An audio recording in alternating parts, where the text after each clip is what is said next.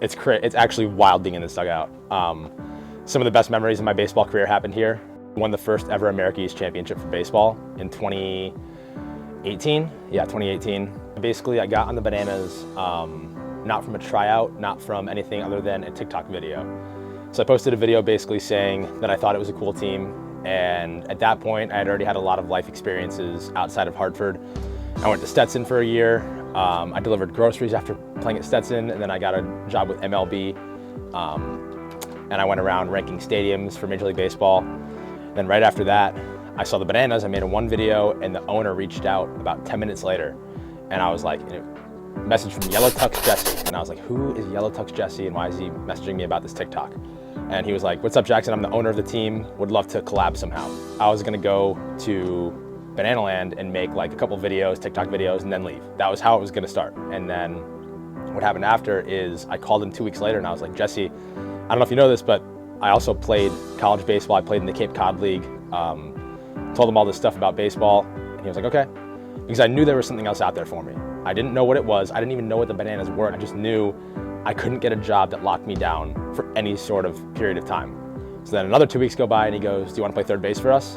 And I'm like, yeah, that is the dream. So now we're on a 33-city world tour, and literally, like, it seems big right now, but next year it's gonna absolutely blow everything out of the water from this year. It's gonna be crazy. Going from playing in front of 15,000 people in Indy a couple weeks ago and having people literally scream your name, make posters for you, girls crying, girls throwing up, like, it's literally the most wild thing in our entire lives. And like, it's crazy. And I think the one thing that really made it all make sense was I got hit in the face a month ago, broke my jaw. You can't really tell right now because I had a really fast recovery. Got surgery the next day, and literally I looked at my phone. I made a TikTok video about like just getting hit in the face, and I looked at my phone the next morning. It was 10 hours later.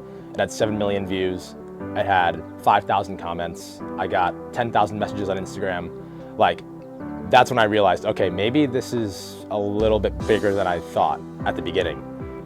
A lot of people compare us to the Globetrotters, and the one main difference is that, yeah, the Globetrotters, they're practicing basketball and they want to win. They're competitive. They grew up being competitive basketball players, but the Globetrotters win almost every game. The Generals are there for the show and to aid to the show and be kind of the like people coming in to disrupt it. But the Party Animals, who we play, are better than us. They have better players. They are more physically talented, and we don't script any of the gameplay. So because we don't script any of the gameplay, we have to work even harder on our skills on the field. And then also we have these crazy hitting entrances, we have dances, like we want to make it perfect every single time. The Party Animals are here to disrupt everything that we're doing. We're all friends off the field, but on the field, they're like the aggressors. They're the enemy, and we're kind of the heroes. They're playing a real baseball game. They do hitting entrances and they do stuff like that, but they walk up to the plate, they're motivated to get that hit. I'm walking up to the plate with a wig on, singing 1985, like into my bat, like doing crazy stuff. The Bananas are at that disadvantage there from the baseball side of things, just because we're doing all this stuff at all times. But our one advantage is that we're always the home team. The travel's definitely hard. The good thing is that we're doing it with our best friends, and we're all kind of in it together. We realize that. So if one guy's tired, another guy picks him up. If one guy is excited, he'll make the other guy excited. I got this quote from Taylor Swift. She said this about a year ago.